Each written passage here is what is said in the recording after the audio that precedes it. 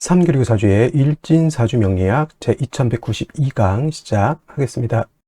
오늘은 양력으로 2024년 11월 6일이고요. 음력으로는 2024년 10월 6일입니다. 오늘 명식은 갑진년 갑술월 갑술일이 되겠고 일진은 갑술이 되겠습니다.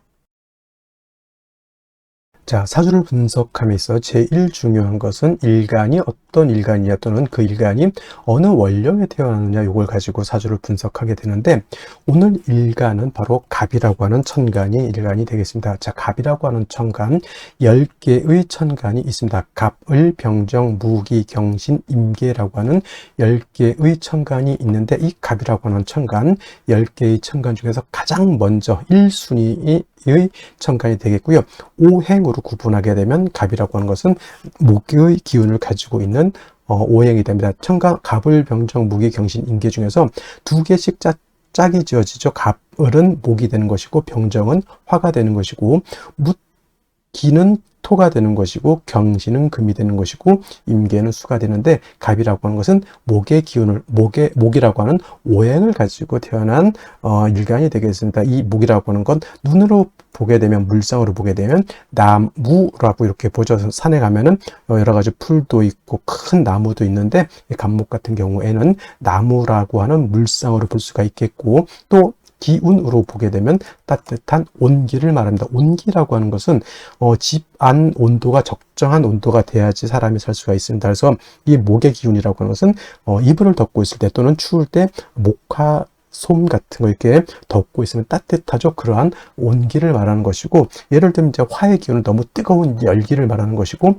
금의 기운은 또 경금신금을 다 설명하겠지만 금이라고 하는 것은 서늘한 숙살의 기운을 말하는 것이고 수라고 하는 것은 천하를 땡땡땡땡 얼게 만드는 그러한 혹한의 냉기를 말한다 이렇게 생각하시면 되겠습니다. 그래서 오늘 갑목과 내일 공부하게 되는 을목이라고 하는 것은 따뜻한 온기를 말한다라고 볼 수 있습니다. 그리고 계절로 봤을 때 목의 계절은 바로 봄이 되죠. 그래서 지지로 봤을 때는 인묘진 동방이라고 해서 인월, 묘월, 진월이 바로 봄에 해당이 되죠. 인월, 묘월, 진월 때도 자세히 설명드릴 거고요. 방향은 동방이었으니까 동쪽이 될 것이고 또 목이라고 하는 것이 주관하는 색깔은 파란색, 바로 청색이 되겠습니다. 청색. 그 다음에 오상이라고 하는 것이 있는데 오상은 인의 예지 신을 말하죠. 인의 예지 신을 말하는데 목이 주관하는 것, 오늘 갑목도 마찬가지고 내일 을목도 마찬가지인데 이 목이라고 하는 것은 어질 인자, 어진 마음을 주관한다 이렇게 보시면 되겠습니다. 그래서 인을 주관하죠. 그래서 갑목 일간이라든가 을목 일간들은 바로 좀 측은지심, 남을 좀 이롭게 하고 남을 갖다가 이렇게 보듬어 주려고 하는 그러한 마음을 가지고 있는 것이 바로 목의 일간이 가지고 있는 특성이 된다. 하지만 사람이 항상 인자한 것도 좋지 못하죠. 왜냐하면 사람이 너무 인자하기만 하게 되면은 오히려 사람의 신뢰라든가 신의가 많이 떨어지게 됩니다. 왜냐하면 목이라고 하는 것이 토를 극하게 되면 토일 때 설명하겠지만 토라고 하는 것은 믿음이죠. 사람이 너무 인자해. 이 사람한테 다 인자하고 저 사람도 다 인자하고 모든 사람들 내가 다 포용해. 좋은 사람도 포용하고 나쁜 사람도 포용한다는 얘기죠. 그러면은 예를 들면은 나쁜 사람은 응당히 어떤 죄를 주거나 이래야 되는데 열심히 일한 사람하고 열심히 일하지 않고 이상한 나쁜 짓을 한 사람하고 똑같이 대한다라고 하면은 사람들 사이 어떤 그 사람에 대한 사람은 좋은 사람이 있겠지만은 그 사람에 대한 어떤 신망 같은 것은 많이 떨어진다라고 이렇게 볼 수 있는 것이죠. 그래서 목 일간인 사람들이 인자하고 측은지심을 갖는 것 좋지만은 경우에 따라서 이런 것들도 적절하게 분배할 수 있는 그러한 능력을 갖는 것이 필요하겠다라고 하는 점 꼭 기억해 두시고요. 자, 목이라고 하는 것 오행으로 목이라고 하는 것을 다시 음과 양으로 구분해 볼 수가 있습니다. 음과 양으로 구분해 본다라고 하면 이 갑목이라고 하는 것은 양의 기운을 가지고 있는 목이다라고 볼 수 있죠. 양의 기운. 양이라고 하는 것은 쉽게 말하면 음은 좀 동적이고 좀 거칠고 좀 무겁고 밝은 그런 개념이라고 하면 음은 양에 비해서 작고 왜소하고 좀 그러한 개념으로도 볼 수가 있습니다. 그래서 갑목이라고 하는 것이 양목이다라고 하면 반드시 음은 있습니다. 음양이라고 하는 것은 음과 양이라고 하는 것은 항상 같이 붙어 있는 것이기 때문에 양이 없는 음이 없고요. 음이 없는 양이 없습니다. 항상 같이 있게 되죠. 남자 없는 여자 없고요. 여자 없는 남자 없다. 있다라고 하는 것과 똑같이 이해하시면 될 것 같고요. 자, 간목이 양목이라고 하면 내일 공부하게 될 을목이라고 하는 것이 바로 음목이 되겠습니다. 음의 기운을 가지고 있는 목이 되죠. 뭐 어떤 차이가 있을까요? 자, 양목은 큰 나무입니다. 큰 전나무라든가 참나무라든가 이러한 그런 큰 나무를 말하는 것이고, 이러한 큰 나무, 그래서 우리가 표현할 땐 대림목이라고 해요. 산에 가게 되면 작은 풀도 있고 야생화 같은 것도 있지만 오동나무라든가 전나무, 참나무 같은 이러한 큰 나무가 있죠. 이런 나무들이 바로 이 간목의 성향을 가지고 있는 나무이고, 이러한 간목은 큰 나무, 즉 다 자란 성목이라고 하는 것은 나무가 다 자란 그런 나무를 말하죠. 그래서 간목의 특성은 단단하고 곱고 향천성이라고 하는 것이 있어 크게 자라는 나무이기 때문에 간목은 성목이 되면 뭘로 쓴다? 제목으로서, 동량시 목으로서의 용도가 있는 것이고, 간목의 쓰임이라고 하는 것은 바로 이 큰 나무를 베어다가 제목으로서 큰 배를 만들다거나 또는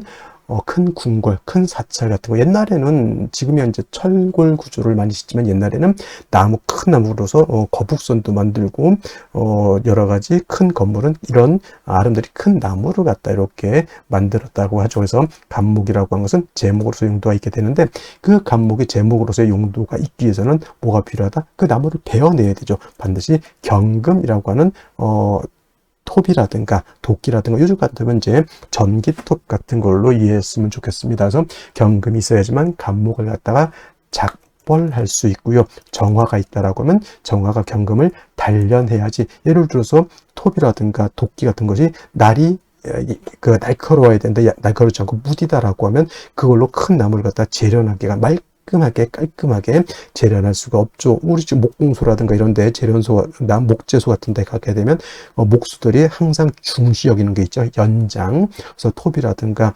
대패라든가 큰 도끼 같은 거, 요즘은 전기톱 같은 거, 나를 항상 깔끔하게 시퍼렇게 날카롭게 만들어 놓죠. 그게 바로 정화로서 경금을 단련해야지만 경금이 간목을 깔끔하게 이렇게 단련할 수 있다라고 하는 것이 핵심이 되겠습니다. 그래서 간목이라고 하는 것은 경금과 정화로서 용신을 취용하는 것이 일반적임에 반해서 을목이라고 하는 음목이라고 하는 것은 간목이 대림목이다라고 봤을 때 을목은 어떤 목?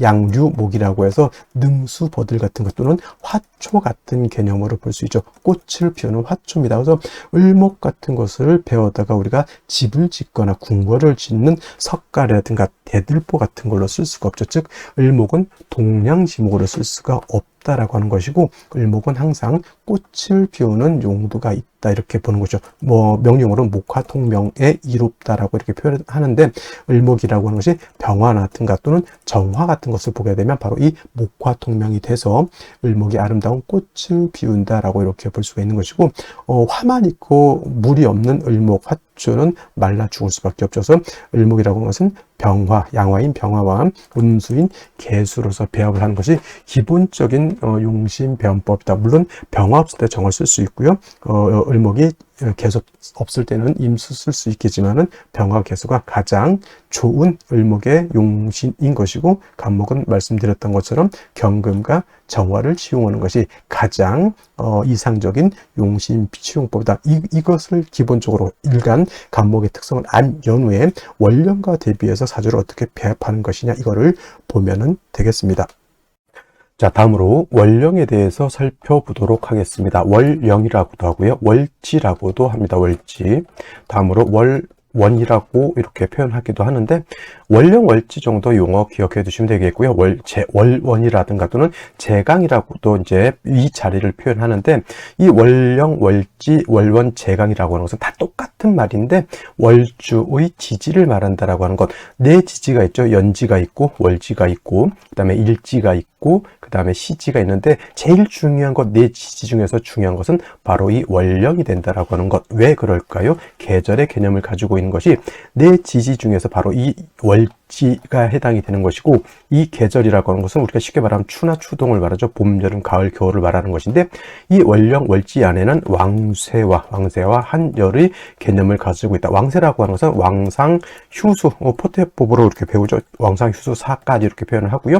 그 다음에 한열이라고 하는 것은 한난조습을 의미한다라고 해서 이 왕세라고 하는 것, 어떤 오행이 왕하냐 약하냐, 특히나 일간이 왕하냐 약하냐가 굉장히 중요하겠고요. 그다음에 한열, 한난조습이라고 하는 것은 사주가 뜨거운지 차가운지 건조한지 또는 습한지를 알아보는 것이 바로 이 원령을 통해서 우리가 알 수 있다. 그래서 이 원령이라고 하는 것은 일간 다음으로 중요한 그런 개념을 가지고 있는 그런 글자가 되는 것이다 라고 볼 수가 있겠고, 그 다음에 이 왕세라고 하는 것, 그 다음에 한열이라고 하는 것은 반드시 중화를 이루어야 된다. 중화라고 하는 것 것을 추상적으로 그냥 중화가 좋다. 물론 당연히 중화가 좋겠죠. 근데 무엇을 중화를 시키는지를 알아야 되는 겁니다. 그래서 명리학에서는 왕세와 한열이라고 하는 것을 중화시키는 것을 굉장히 중요하게 여긴다라고 하는 것이고, 그 다음에 지금 이제 술월이 되겠습니다. 원령으로는 술월이 되는 것이고, 그 다음에 이 술월이라고 하는 것은 절기로 봤을 때는 한로와 상강으로 이렇게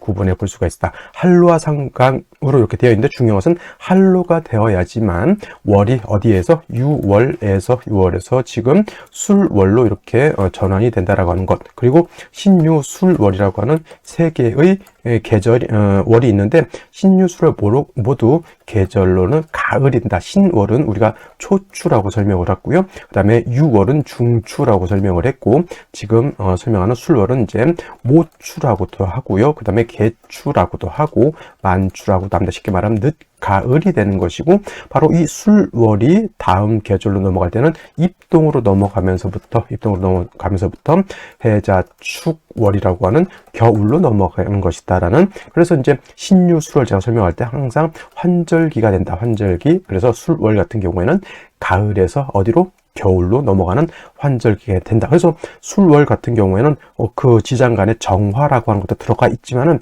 술토를 어떤 분들이 정화가 들어가 있으니까 온토, 따뜻한 토로 이렇게 생각하는데, 술월의 틀은 겨울과 맞닿아 있는 그런 계절이기 때문에 기후 자체는 굉장히 차갑고, 또 한 가지 중요한 것, 건조하다. 차갑고 건조한 것이 이 술월의 특징이 되겠습니다. 그래서 술토가 영활해지기 위해서, 용도가 있기 위해서는 반드시 따뜻해져야 되고요. 그 다음에 물이 있어줘야 되는 것이죠. 그래서 술월 같은 경우는 기본적으로 어느 일간이냐를 일단 막론하고, 병화라고 하는 것과 개수라고 하는 것으로서 일단은 술월의 기후를 갖다가 병화로 따뜻하게 해줘야 되는 것이고, 그 다음에 술월의 건조한 그런 기후를 갖다가 수가 있게 되면은 술토를 갖다가 윤택하게 만들 수 있게 되는 것은, 선생님 정화는 안 되겠습니까? 정화도 공력이 없지 않아 있지만은 기후를 조후하는 데 있어서는 병화가 월등한 그런 공력을 갖게 되는 것이고, 그 다음에 수 중에서도 임수도 있습니다만은 토를 윤택하게 하고 하는 것에는 개수보다는 임수가 상당한 공력을 가지고 있다, 이렇게 보시면 되겠습니다. 자, 또 다음으로 술월 같은 경우는 토가 왕한 토왕절이죠. 원래는 신유, 술, 서방이라고 해서 원래는 금이 왕한 계절이지만은, 실질적으로 금이 왕한 계절은 요 신유월이 금이 가장 강하죠. 신월은 금의 뭐가 된다 그랬습니까? 금의 임관지가 돼서 왕한 것이고, 유는 금의 제왕지가 돼서 가장 금이 왕한 계절이라고 하면, 술월은 신유, 술, 서방이 있기 때문에 금의 기운이 없지 않아 있지만은, 술월은 기본적으로 토가 왕한 계절이다. 그래서 술토라고 하는 것을 지장간으로 이렇게 보게 되면은 어떻게 되어 있느냐? 신금이라고 하는 것이 들어가 있고요. 그 다음에 정화라고 하는 것도 들어가 있고, 그 다음에 본기 무토라고 하는 것이 들어가 있죠. 그래서 진술, 충미, 토라고 하는 4개의 토는 지장간에 다 3개씩 들어가 있는데, 이 지장간 안에 들어가 있는 글자를 모두 쓸 수가 있다. 모두 쓸 수 있다라고 하는 뜻은 뭐냐면, 격으로도 치용할 수가 있겠고, 또는 용신으로도 사용할 수가 있다. 그래서 술 중에 있는 신금을 용신으로 쓸 수 있고요. 술 중에 있는 정화도 용신으로 쓸 수가 있겠고, 술 중에 있는 무도 당연히 용신으로 치용할 수 있다. 만약에 신금이라고 일간에 상관없이 신금이 천간에 투출되어 있다. 그러면 이 신금을 가지고 격을 잡습니다. 예를 들면 간목이다라고 하면 정관격이 되는 것이고, 임수라고 하면 정인격이 되는 것이고, 이렇게 본다라고 하는 것이죠. 그 다음에 정화 천간에 투출을 하게 되면 일단은 이걸 가지고 격을 잡는다라고 봅니다. 그래서 예를 들어서 일간이 간목이었다 그러면 상관격으로 보는 것이고, 임수라고 하면 제격으로 이렇게 볼 수가 있는 것이다. 그래서 그 지장간을 쓸 수 있다라고 하는 것은 격으로도 취용할 수 있고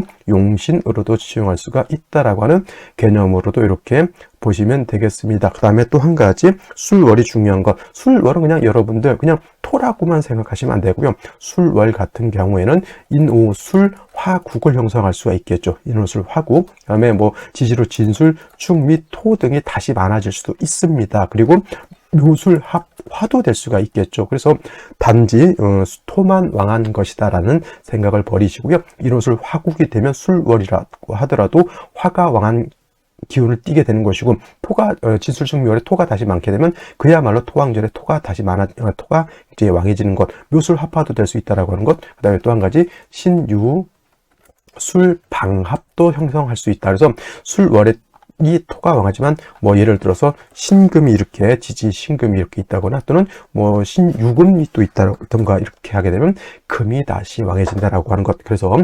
진술축미월은 그냥 단순히 토가 왕하다 이렇게 보시지 말고요. 이 월령하고 타 지지가 어떻게 결합을 하느냐에 따라서 보다 금이 왕해질 수도 있고 수가 왕해질 수도 있고 토가 왕해질 수도 있고 목이 왕해질 수도 있다서 변화가 굉장히 많다. 여기까지 여러분들 생각해 두시면 되겠습니다. 자, 이러한 술월에 일간간목이 태어나게 되면 사주를 어떻게 배합하는 것인가? 자, 일간간목이라고 하는 것은 양목으로서 대립목이라고 말씀드렸죠. 성목이 되게 되면은 간목은 경금으로서 작벌해서 제목 동량지목으로 쓴다라고 말씀을 드렸는데, 술월이라고 하는 계절에 간목이 태어나게 되면 술월은 어떤 계절? 기운은 차갑고 그 다음에 수기가 없어서 건조하죠. 건조. 이러한 때 간목이 태어나게 되면 간목 자체가 기운이 하강되어 있으니 성장을 하기가 어려울 것이고요. 그 다음에 물이 없으면 간목 자체가 말라 죽을 수밖에 없습니다. 그래서 이러한 경우에 대뜸 경금이라고 하는 것을 딱 보게 되면은 간목 입장에서 어떻게 될까요?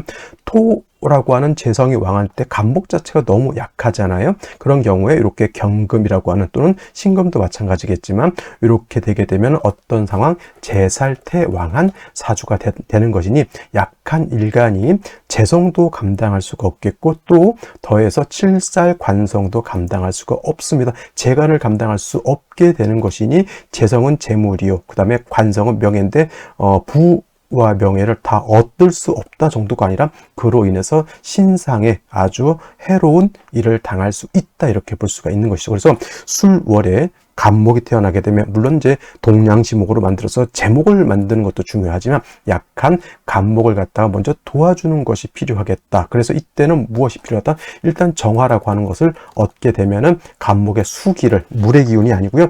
간목에 뛰어난 그런 기운을 바깥으로 발산할 수 있다라고 하는 장점이 있겠고요. 그 다음에 술월에는 건조하기 때문에 반드시 뭐가 있어줘야 된다? 임수 또는 개수 등등이 있어서 이 개수가 간목을 갖다가 생조해 주면서 마른 술토를 갖다가 어떻게 그죠 윤택하게 해 주어야지만 간목이 이 술의 뿌리를 내릴 수가 있겠다. 술토와 진토는 같은 토이지만은 술토는 어떤 토라 그랬습니까? 건토, 마른 땅에다가 기후 자체가 바로 다음에 해월이라고 하는 겨울로 넘어가기 때문에 차갑고 건조한 토 이렇게 본다라고 하면 진토라고 하는 것은 어떤 토? 이게는 물기를 가지고 있는 습토가 되는 것이죠. 그 다음에 계절로는 대개 한 4월 정도, 5월 정도 이렇게 생각한다고 하면 기후 자체가 따뜻합니다. 그래서 간목이 술토를 보는 거하고 간목이 진토를 보는 것은 같은 재성을 보지만은 간목은 진토 보는 것을 더욱 좋게 보고요.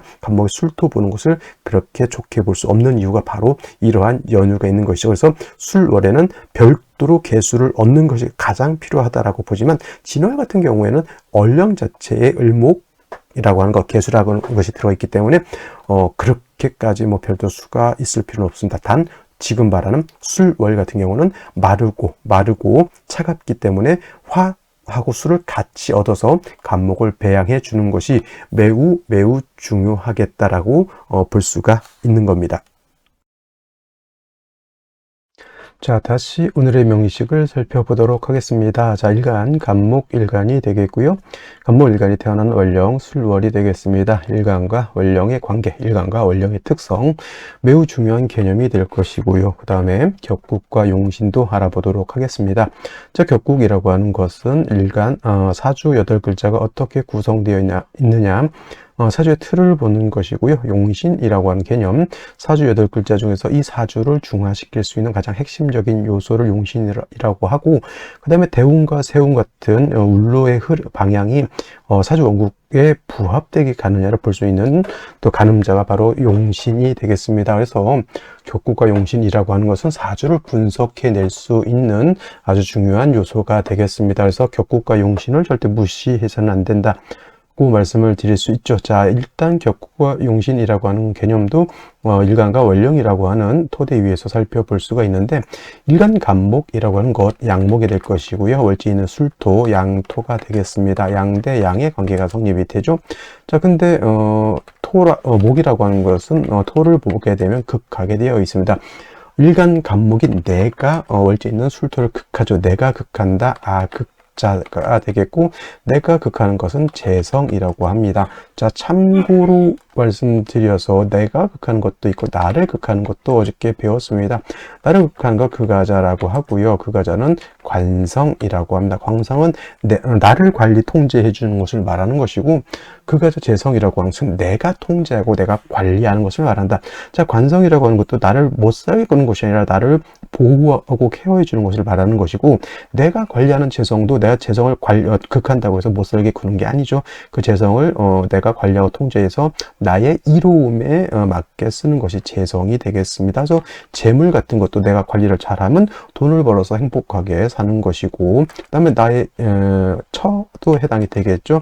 그 다음에 인기 같은 것들도 얻게 되면 사람으로부터 명망을 얻게 될 것이고, 근면성실성도 재성이 되겠는데, 이거 근면성실하는 사람이 부지런하고, 부지런한 사람이 일을 열심히 해서 돈을 많이 벌 수 있는 개념. 그 다음에 유흥오락 같은 것도 적당히 재미지게, 항상 사람이 삶에 있어서 너무 진지할 수도 있겠지만 가끔 이렇게 재미지게 취미생활도 해가면서 사는 것도 중요하죠. 주색 잡기도 재성으로 볼 수가 있겠습니다. 그래서 재성이라고 하는 것은 내가 관리하고 내가 통제하는 것인데, 이거 너무 지나치게 되면 좋지 못하겠죠. 근면성 실성도 너무 지나치면은 사람이 팍팍합니다. 유흥오락, 주색잡기 너무 빠지게 되면 허랑방탕한 생활을 할 수 있겠고요. 처가 너무 드세면 벽처가 콩처가 될 수도 있는 거고, 재물을 너무 쫓다 보면 사람이 인간미가 없고 구두쇠 스크루지가 될 수 있는 것입니다. 그래서 재성이라고 하는 것도 적당하게 내가 감당할 수 있을 정도의 재성을 가지고 있으면 좋겠지만은, 너무 지나치거나 너무 또 없어도 사람이 비난하게 살 수밖에 없는 것이다라고 말씀을 드릴 수 있죠. 자, 재성이라고 하는 것은 정재와 편재로 구분해 볼 수 있는데, 정재라고 하는 것은 바른 재물, 예측 가능한 재물을 정재라고 하고요. 편재라고 하는 것은 예측 가능하지 않은 일확천금 같은 개념의 재물, 예를 들면 로또 당첨금 같은 것을 말씀드릴 수 있겠죠. 자, 정재라고 하는 것은 일간과 재성과의 관계가 양대 음의 관계, 음양의 조화가 맞죠. 반대로 음대 양의 관계도 재성, 정재라고 볼 수가 있겠고, 편재는 오늘처럼 양대 양의 관계가 성립이 되거나 또는 음대 음의 관계가 성립이 되면 바로 편재라고 이렇게 볼 수가 있겠는데, 오늘은 양대 양의 관계가 성립이 되죠. 간목이 술월에 태어나면, 그래서 편재 격이 된다 이렇게 볼 수 있죠. 술월은 토왕 절임에 반해서 목은 약하니까 일간은 약하되 재성이 왕한 사주 또는 재다시 약한 그러한 사주가 될 수 있으니, 이거를 다른 글자들로서 일간을 도와줄 수 있다면 신한장이 될 수가 있겠고, 만약 그렇지 못한다고 하면 그냥 재다신약이 될 수밖에 없겠다라고 말씀을 드리면서, 자, 술토 안에는 지장간이 있습니다. 신금이 있고요, 정화가 있고요. 그 다음에 무토라고 하는 것이 이렇게 들어가 있는데, 만약에 신금이라고 하는 것이 이렇게 정화를 투출하면 정관격으로 볼 수 있겠죠. 정관격, 또는 예를 들어 무토 투출하게 되면 당연히 이거는 보다 편제격이 되는 것이고, 만약에 정화가 투출됐다, 이거는 이제 상관격으로 이렇게 볼 수가 있겠죠. 그래서 술월의 간목이 태어나게 되면 편제격, 정관격, 그다음에 상관격 이렇게 이렇게 구분해 볼 수가 있겠습니다. 어떤 경우든 간에 일간이 약한 것이 문제가 되겠고, 인성이라든가 비견겁제가 있어서 일간을 도와주어야지만 재성을 감당할 수 있는데, 토가 왕한 상태에서 또 술토 같은 경우 토왕절에 건조하죠. 수기가 부족하니까 물론 비견겁제가 있는 것도 필요하지만 물이 있어서 간목을 갖다가 돕는 것도 필요하다라고 볼 수가 있겠습니다. 뭐 토가 왕하니까 일단은 뭐 임수라든가 개수 같은 것들이 있어서 간목을 생해 주는 것이 필요하죠. 그 다음에 뭐 토가 많게 되면 비견이 다시 있어서 이렇게 이거 토를 제해 주는 것도 필요한데, 기본적으로 간목 같은 경우에는 경금으로서 이렇게 또 간목을 벽갑 인정해 주는 것이 또 필요하다라고 하잖아요. 그래서 술월 같은 경우에는 일간이 약하니까 임수로서 간목을 생해줘. 원래는 개수를 좋아하는데 경금을 보는 것을 생각해서 술월에 갑목 같은 경우는 개수보다 임수를 취용하는 것이 바람직할 것 같고요. 정화가 있어서 간목의 기운을 갖다 발산하는 것이 필요하다. 일간이 양하면 그 다음에는 경금을 얻어서 간목을 갖다가 벽갑 인정이 아니라 재련해서 기물이 아니라 동량지목으로 쓸 수 있겠다라고 작벌해서 동량지목으로 쓸 수 있겠다, 이렇게 설명을 드릴 수가 있겠죠. 자, 지지 보도록 하겠습니다. 진토를 얻었습니다. 진술충이 되죠. 일지에도 또 술토를 이렇게 얻었습니다. 토가 굉장히 많습니다. 그래서 그리고 또 진술술, 술술진, 진술술 뭐 이렇게 토가 많게 되면 뭐 송사를 겪는 경우가 많다, 이렇게 보는 이론이 있는데 그냥 한번 참고로 한번 봐두시면 좋겠고요. 월간에도 간목이 있고 연간에도 간목이 있습니다. 이것이 만약에 시가 갑술시가 된다. 시가 될 수도 있겠죠. 이렇게 되면은 천원일기격, 지원일기격이라고 해요. 천원일기격 또는 지원일기격, 하나의 기록. 천간은 모두 목, 지지는 모두 토로 이렇게 이루어졌다. 을축시가 돼도 그렇게 볼 수가 있겠죠. 을축시가 돼도. 근데 이제 이런 경우가 뭐 좋은 사주냐? 제가 봤을 때는 그렇게 좋다고 보기는 어렵다. 왜냐면 너무 평과죠. 간목과 목과 토 두 개로 이렇게 양상격이라고도 보는데, 독특하면 독특할수록 제가 봤을 때 보는 관점에서는 크게 좋은 사주는 없는 것이 제가 본 바로는 그렇습니다. 그래서 이런 경우에는 토가 왕하고 일간이 약하다. 이거 간목 세 개가 있다 하더라도 이건 제다 신약일 수밖에 없겠죠. 다음 생시 고르기가 굉장히 어려울 것 같습니다. 토목 3주까지만 놓고 봤을 때 목과 토로만 이루어져 있기 때문에 어떤 생시를 얻는 것이 좋을지 한번 살펴보도록 하겠습니다. 자, 생시 제일 먼저 갑자시를 보도록 하죠. 자, 갑자시가 되게 되면은 이거 천원일기격인데 지원일기는 안 되죠. 자수가 있으니까. 그다음에 아까 목과 토로 이루어졌을 때 양상격이라고 했는데, 이건 이제 목수 토로 이루어졌죠. 삼상격으로 보면 좋은 격이냐? 그렇지 않다는 얘기죠.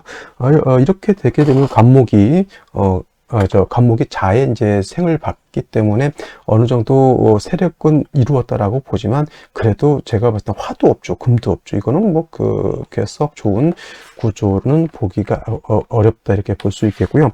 병인시가 되게 되면은 목이 인에 뿌리를 두고 있기 때문에 이 정도 되면 토를 어느 정도 감당할 수 있다라고 보지만, 사주에 뭐가 없으니까 물이 없죠. 그러면 나무가 다 어떻게 됩니까? 말라 죽을 수밖에 없죠. 정묘시 마찬 가지라고 볼 수가 있겠죠. 이건 금수운으로 가야지만 발전할 수 있는 그런 구조, 특히나 수운을 만나야 될 것 같고요. 무진시 같은 경우는 진술충 이렇게 토가 이것도 제다 신약입니다.